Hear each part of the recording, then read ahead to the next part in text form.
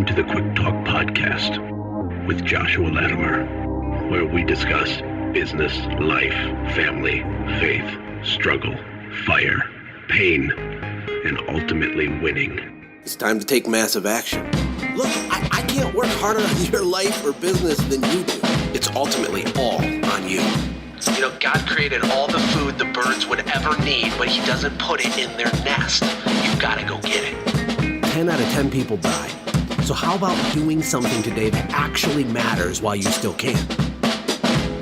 Hey everybody, Josh here. Welcome to the Quick Talk Podcast. I hope you are prepared to have the merriest Christmas of the most merriness that is possible to have in terms of merriness. That made no sense, but hey, Merry Christmas to you and your family. Can you believe that a whole year has gone by? It's like I blinked and we're here and it's going to be 2018 and I'm freaking out and it's just crazy, but it's a great time to reflect. And today I have a special guest on the line with me, Mr. Sid Graef, which many of you probably know who he is because he's super active on social media. He's extremely helpful. He has a YouTube channel and some Facebook videos he puts out. He does interviews. He does a window cleaner's brain trust on the internet. He's always trying to add value as he goes along his journey. Now, he has a cleaning company out in Missoula. I'll let him explain that. But he's been in the business for over 15 years, and I'll tell you, Sid has made massive strides the last few years to really automate his business, or as he likes to call it, he's built a self-managing business. For example, I know earlier this year he went on vacation for a couple weeks, and he had let me know. He said, "Josh, I was gone for 2 weeks, and when I came back, I had more money than when I left on vacation, and I only got one text message the whole time." So, Sid, thank you for sharing some wisdom with us today. Merry Christmas. How are you? Josh, thank you so much, and Merry Christmas to you. Thanks. What a great introduction. It makes me sound like I must be pretty cool. Thank you. Yeah, my job is to make you sound like the superhero that you are, Sid. You really are. And without all the flattery, honestly, I respect you very much. You're highly intelligent, and you're doing really, really interesting things with your business. I know you're also going to be a speaker here. Is it the end of January? Is it in Vegas at the ICE convention? Yeah, it's February 1st and 2nd in Las Vegas. Okay, February 1st and 2nd. I don't know if you want to give a little background first to get people up to speed, but I'd really like to talk about this whole concept of a self-managing business and just lay down your perspective on business and life. What's been going on in your world? Yeah, sure. And I'll give you a little bit of backstory to understand. For a lot of people, having a turnkey business or having a real business running might not be a big idea. It may be quite normal, but for me, it was like a miracle. Because I grew up in West Texas on a little farm, and at age 5, like all my brothers before me, I was given a garden hoe and sent out to the cotton fields to chop weeds. And what we did, it was work. That's what my family did. You get out and you work. You work with your hands, the thing that is good, and that's what you do. And I never considered having an employee or having something, like have an automated weed picker instead of a garden hoe. So when I started my first business, actually in 1993 in Florida, it was just me and a bucket and a whole lot of grit and hustle. I mean, and I was never afraid to work because that's how I grew up. So I started a business. It wasn't a business. It was just me with a squeegee and working hard and doing everything myself. And then we actually grew that business a little bit. I sold it. We moved to Montana. And in 2003, so right 15 years ago, we started the company here and started from scratch with literally $5 and a lot of grit and hustle. And it was that way for about 7 years, just me and a guy working our butts off trying to make ends meet. And when I started studying marketing, that opened my eyes to a lot more about business, where like I didn't have to knock on every door to get new business. I could do things that were automated or that would duplicate me in the field, and people would just call that I'd never met or talked to. And I was like, oh my God, this is a miracle. Like we didn't struggle for business anymore. And then, of course, well, there's a larger story, but maybe I'll cut it short. No, that's great. And I think my biggest takeaway of your first little intro there was that working hard and having automated business, it's like, well, let me rephrase this. A lot of the people that I work with and help that are stuck and their marriages are stressful and they're a slave to their company and it's just harder than they ever thought. The reason their business is failing has nothing to do with their level of effort. A lot of times. Sometimes it does for sure, but a lot of people work their butts off, like you said, but it's like beating their head against the wall. What are they doing wrong? What was the epiphany you had to help change your mind? Yeah. Before I answer that, you probably know this feeling. And the last 2 years has been the first time that's happened to me. So for years and years, making ends meet was a constant struggle. I mean, there was, like, if we were short, I'm like, okay, I'll go work on Saturday. I'll do an extra house. But struggle. And then going into winter when things go quiet was the most stress you can imagine. So I've got a lovely wife and 4 children, but everybody still has to eat, even though no money's coming in. And I've lived like that for 13 years. But this year is a great example. Going into winter, we already have enough money set aside to handle payroll for 3 full-time employees, even if we don't get a nickel coming in. We've got enough money set aside to handle like Christmas and 4 months of no income without a concern. And that makes such a difference in your marriage, in your family. You don't get frustrated with your kids so easily. You make decisions more easily when you've got some financial stability. I won't say freedom, but at least stability. So that's a big deal. That's like, the feeling like you almost feel like you can walk on water. You can't, but. Oh, it's a huge deal, and life is not about money, and the reason we exist on this planet isn't about money. But when you have extreme financial pressure in your life, you make horrible decisions because it's all rooted in fear. It's all rooted in scarcity. You can't see clearly. You can't make intelligent investments. Everything is short term. It's like, and I do know that feeling. Oh my gosh. I mean, the life of an entrepreneur is like, it's full of uncertainty. Financial uncertainty is part of the deal. But your business has pivoted the last few years. And I know last time we talked, which is why I was excited to ask you to come on the podcast and share this. You made some intentional changes to your company, to the way that things are working, that have directly massively increased your profitability, taken you out of the business much more, given you freedom, and given you this buffer and this security so that you can be clear-headed. But it didn't happen overnight, did it? What happened? Once I thought about it, then I decided to do it. And then once I started to implement things, it took about 2 years to see, it's like turning a big ship. You don't just turn around and do a 180 U-turn. It takes a little time. You got things moving. But some of the things I did were very specific. One was it all starts with like planting a seed in your head. So I've talked about that work ethic of the West Texas farm boy. I grew up thinking you've got to do everything yourself. And you've probably finished this phrase. A lot of people say, if you want something done right, you have to do it yourself. Right, but is that true? It's definitely not true. But it does sound warm and fuzzy. It sounds true, but I know that intellectually it's not true. How did this happen? Yeah, I mean, there are plenty of people that are, I hate to admit it, they're better snowplow drivers than I am. They're better with other people than I am. They're better. I have guys on my team that squeegee twice as fast as I ever did. I've got people that do things better than me. I hired rock climbers to do all our high-rise work. I've swung off a 20-story building, and I'm okay at it. I don't really like it, but I've got guys now that they're like always asking, like, when are we going to swing again? When do we get a new building? I'm like, oh man, and they're good. So that's just in the context of our immediate business. So when I realized, like, I was like, why am I trying to do every single thing? The first thing I did was hire somebody to keep my books, because the biggest frustration and struggle for me, I suck at it. I like knowing what the numbers are, but data entry, I'd rather shove a fork in my eye than type it in the computer. Oh man, we are kindred spirits with that. Yeah. And then I hired a company to do our payroll. And it made me very nervous at first because it had all this accountability. It's like no longer could I write a check and hope I had the money on Friday. The payroll company escrows all the money on, a week in advance. And then they do direct deposit and they pay the IRS and they do all the things for me. But you talk about relieving stress. I mean, I'm knowing with confidence that it's done right and I didn't have to think about it.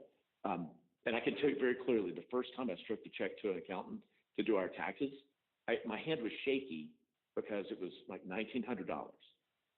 But at the same time, I remembered the previous 3 years I did on my own. The last time I did on my own, I kept track. It took me 42 hours of abject frustration. And I went, this $2,000 replaced 40 hours of hell.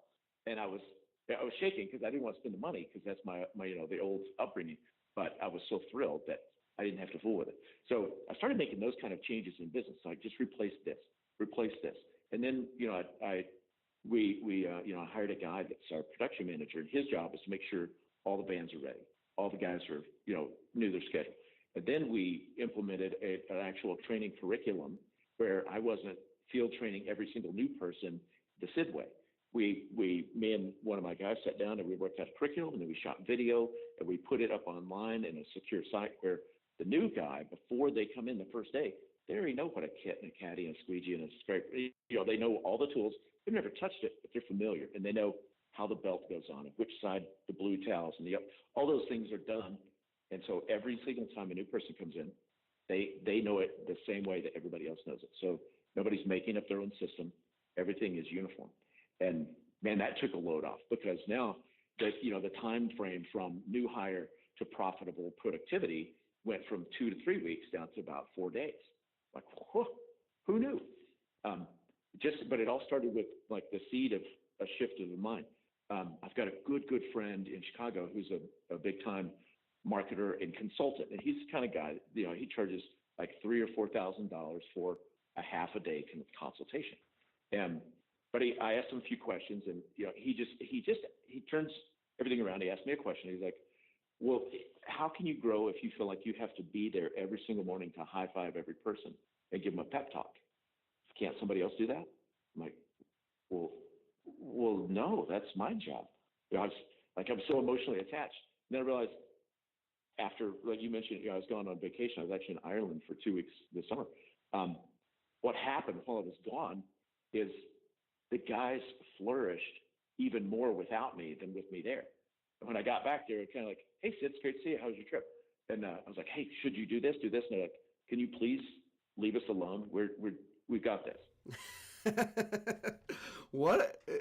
It's the greatest thing on the planet, but it's the most humbling thing. And I know exactly what you're talking about. It's the moment you realize that you're not as great as you thought you were, and that you were holding everything together thinking that you're King Kong, but really everything was inefficient and small and weak and fragile because you were doing so much. And that if you can surround yourself with great people and give up a little control, things actually get better. It's amazing. Yeah, I looked, stepped back and looked at my business and realized that in every category, I was a bottleneck to the growth of my company. I was a bottleneck to training, bottleneck to, the bookkeeping, the person that answers the telephone. I was just holding everybody back, not in a bad way. I thought it was wonderful. I am wonderful, but I was slowing people down because I paced them down to the way I did things. Instead of, it's like if you get a thoroughbred racehorse, you give them their head. You let the reins loose enough where they'll run.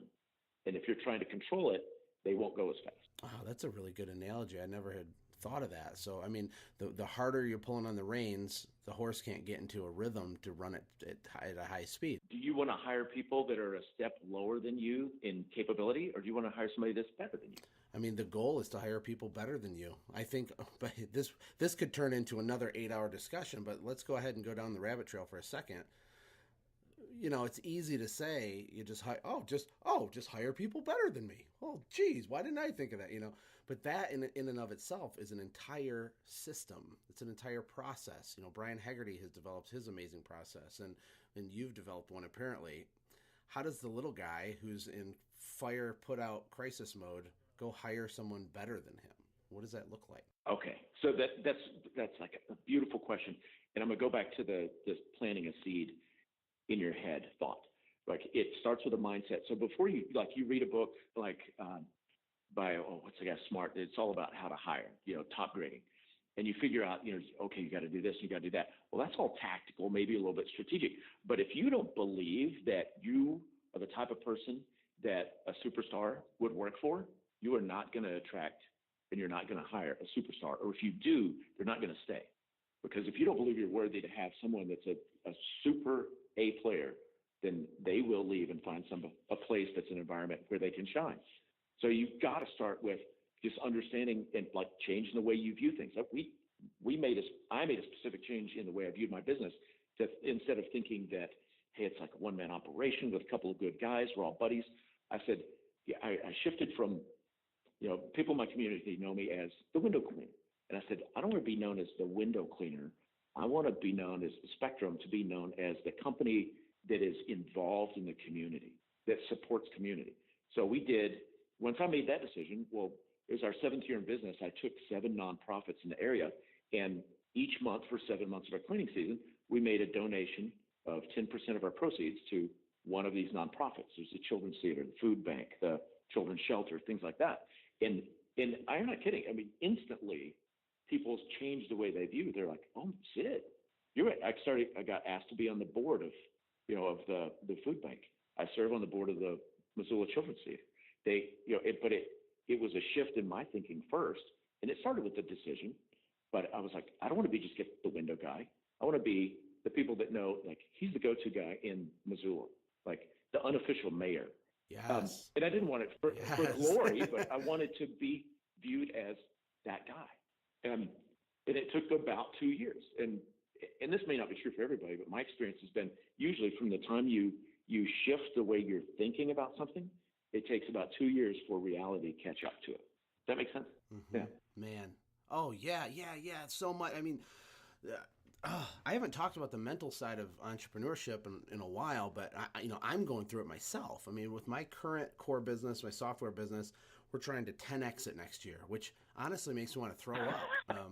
And it's because we all have, including me, including people far beyond what I've done, and there's lots of those.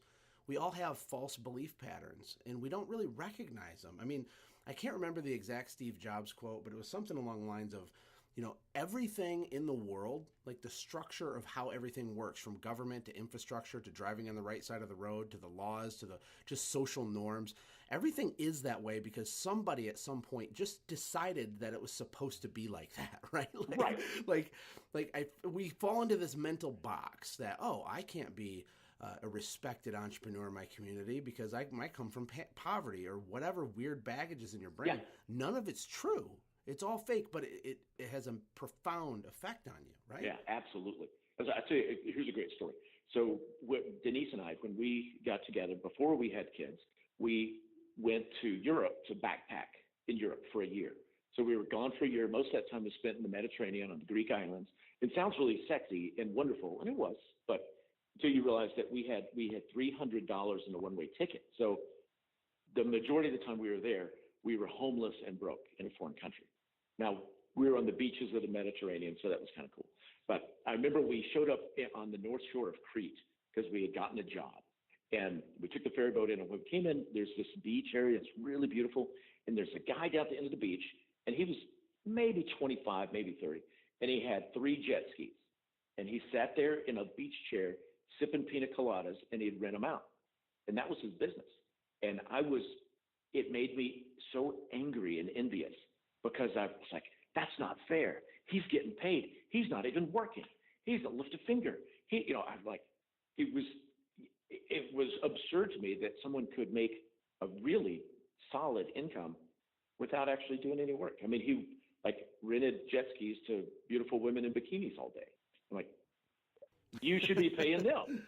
And then right. Even fast forward, I've got a good friend now. It's an online marketer, and he is a lifestyle entrepreneur. And his big thing is having this really cool lifestyle, and he does. And he works 10, 12 hours a week at the most. And he probably nets about $500,000 a year. And he's always skiing or at the beach or Hawaii. And when we first started becoming friends, I had this conversation with him personally, so he wouldn't mind me sharing. But I'm like, why? That it seems unethical that you make that much money and you just play. And then we had a conversation. I was like, who made up that rule? Who says you have to work your butt off for 80 hours a week to be worthy of, X number of dollars? Who made that rule? Now, I still believe firmly in value exchange. But if I sell you a Ferrari and you're willing to pay $1 million and I make 100,000, there's a lot of value exchange in that, and that's fair. Well, it's not only fair, it's actually the way the universe works. I'm passionate about this topic because for me, I remember the first day I left a 2-person crew on a job site, and I left. And I didn't have anything to do, but it was like this symbolic moment early in my company. And I left and I went to the Chinese buffet to eat lunch with my mom, right? And I had a perma smile all the way to the buffet because I was earning money. There's still margin there, but I was doing nothing. But after about 30 minutes of being perma smile, I honestly felt guilty. And I battled that for several years until I understood this. And this is what I teach my 3 sons right now. You can walk up to my kids right now, and I ask them this question randomly all the time. I say, boys, how do you make money? And, the traditional answer is to work hard. But that is false. That is incorrect. The way you make money is by providing value. And whoever your friend is with the 10 hours a week apparently is providing $500,000 worth of value to the world, to the marketplace. Evidenced by the fact that people pay because customers vote with their wallet, right? And he's providing that value in 10 hours. So it's kudos to him. Working hard doesn't make you money. Working hard is admirable and it's important and it's a very big piece of, being a man or a woman, and it's there's value in it, but it's not how you make money. Right. It's just an exchange of value. So then and a lot of that, and so, my kids ask me questions, friends ask me questions, I go, a lot of times they'll ask a question like, well, how do you create that value? And I'm like, how deep do you want to go? I mean, do you want to just, because we can talk about stuff on the surface and go, well, you can dress it up, your window cleaning service, you can leave a little, leave them a mug with some chocolate chip cookies, to add value, or you can do all this, but the value really comes down to that core, deepest belief, like the innermost part of your heart or your mind of how you value yourself. And I don't want to get woo-woo and all that. It's just, but it's true. When you believe that you're a certain way, then you start seeing that in the world.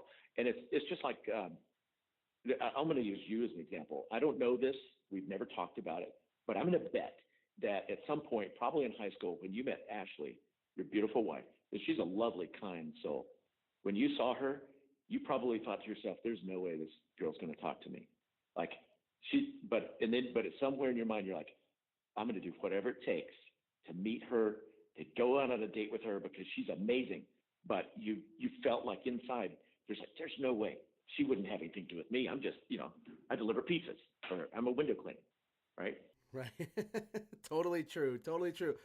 What's really crazy about it is that a lot of the beautiful women feel the same way. Like I read something online about really good-looking women have a hard time getting dates because no one will talk to them because everybody's horrified. And so they get insecure and think that something's wrong with them. There's all these mental games going on. It's hilarious. And it's all head trash. It's all in your head. And you mentioned earlier, you were talking about, the fluidity of life in that who decided we drive on the right and not on the left? Somebody. But there's so much fluidity in life. There are universal principles. There's gravity. You can't argue with gravity, but you can build an airplane to utilize gravity and other physics factors so you can fly.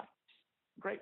But it's like if you've got your head stuck in it's got to be this way, well, that's how it's going to be. And it's just your believing. But you can change that. Sometimes the change comes from outside. Something happens. Like I've got a friend that's a smoker, and we all, smoking's not good for you, but he smoked since he was 25, and now he's 55. And he tried to quit 400 times, never could. He had a little heart issue, spent 2 days in the hospital, never touched another one. And his health is better now, 6 months later, than it was, 10 years ago when he was in his 40s. Like sometimes that shift comes from outside, but genuinely, usually it's like something you kind of have to work on. Oh yeah, man.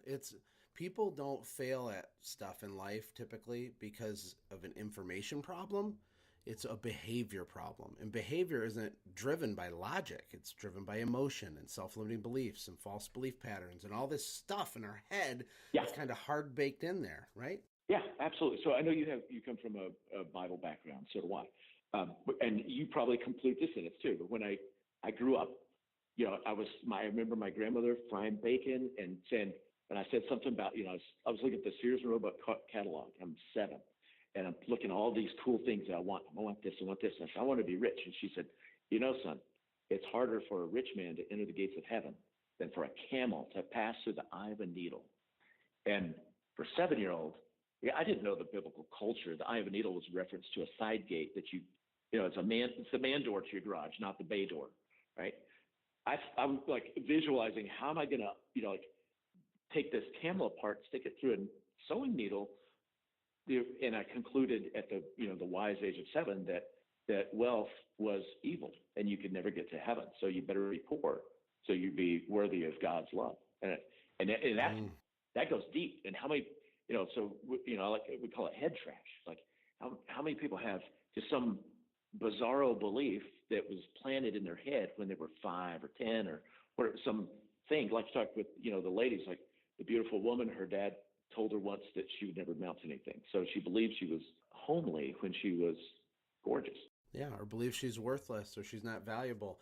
Man, you're igniting a fire in me. And if we could for a second, I don't talk a lot about this at all on the podcast. And I will be doing more of this in the future, but I know that a lot of the listeners to this podcast are believers, they're Christians.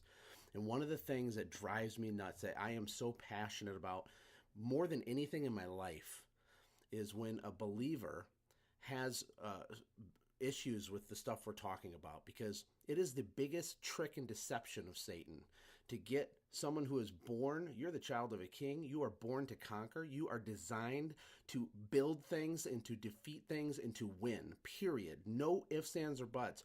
But there's this wicked, just gross culture within Christianity that says, oh, well, we're supposed to, just give it to the Lord.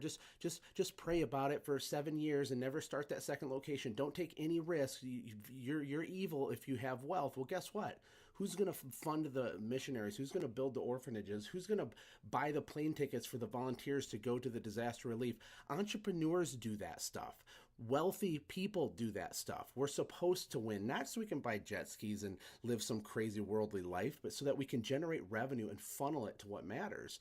It's one of the most passionate things on my heart is that issue. So if I sidebarred, but I'm sick and tired of passive, spineless, cowardly Christian men specifically not going for it.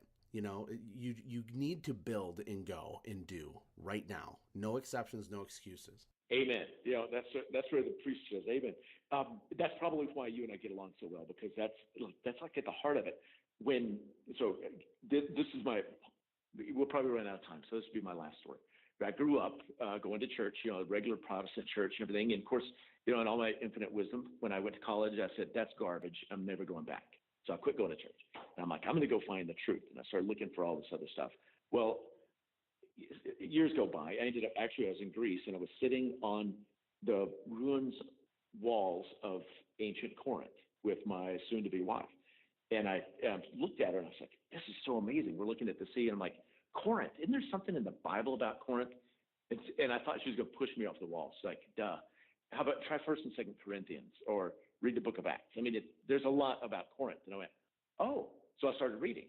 But I started reading the book of Corinthians without somebody preaching to me or telling me this is what you have to believe. And as I began to actually read and study the Word, I discovered things that were exactly opposite of what I was taught in my Christian upbringing about wealth. One was, I was taught that money is the root of all evil, not that the love of it, but basically, if you're rich, you're evil. You suck. But then I read, and 3 John 2 is very clear. It says, beloved, I wish above everything that you, Josh Latimer, you, whoever's listening, would prosper and be in health. And man, that flew in the face of all the stuff I learned in church, because you're supposed to get sick because that's how God tests you. I mean, that's the lie that you get taught. But here in black and white, it's like God says, I want you to prosper. And then I read Proverbs and I study, King Solomon is the wealthiest man in the world. I'm like, he was God's man. Wow. How come he wasn't evil? He was, he was Bill Gates of the era. And I went, I think something was missing. Well, a lot of it has to do with, in my opinion, an orphan mentality. So there's a story. There's this couple at the church I used to go to, and they adopted a young girl from Russia. This is years ago. And they were so excited. I mean, they were a well-off family. They could not have children of their own.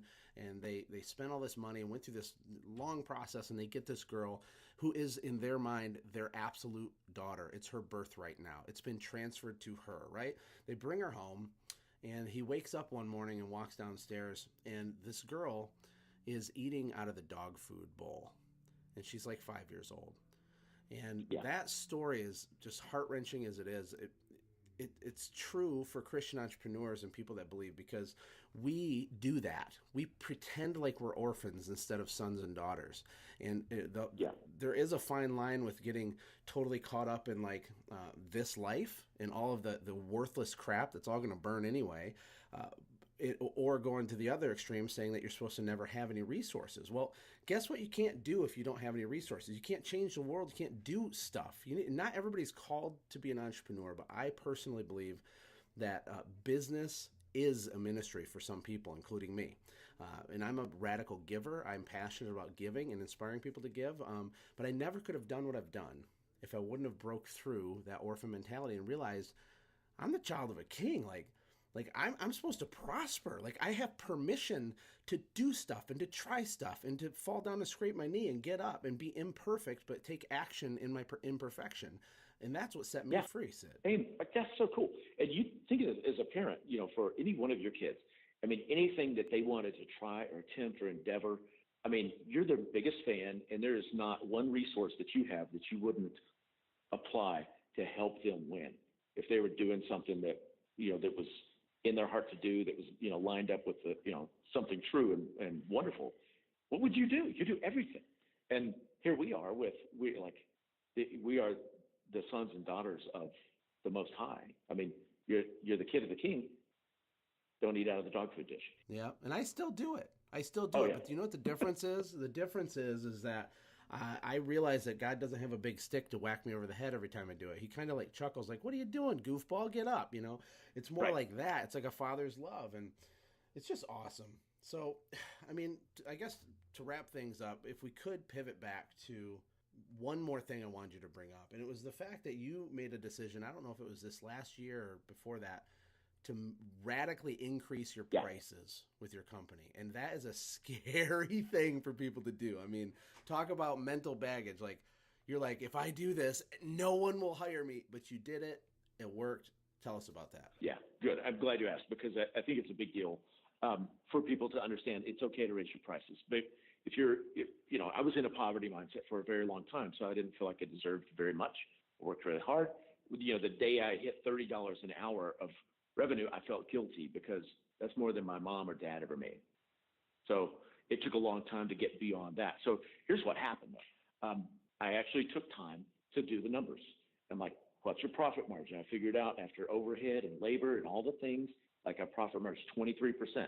And based on how much our total revenue, I was like, that's pretty good. That pays for, wife and 4 kids. We have a modest home. Everybody's got a car. We don't lack for anything. But I was like, what would it take to make a shift where I could actually, the backstory, I planted one of those mental seeds. I want my employees to be able to buy a house with the money they make working for me. So that takes me out of the, the $10, $12, $14 an hour range. I've got to look at $40, $50, $60,000. And in this town, in Missoula, that's a lot. Median income in Missoula is $26,000 a year. So it's like setting a big gap between me and what everybody else is doing in this sort of industry in our area. Okay, so I'm like, in order to do that, we have to have more profit. So if I want to take care of my people, we have to profit more. And I just did the math. I'm like, we need to raise everything 20%. Why 20%? Because that would almost double our profit margin. It's 23% now.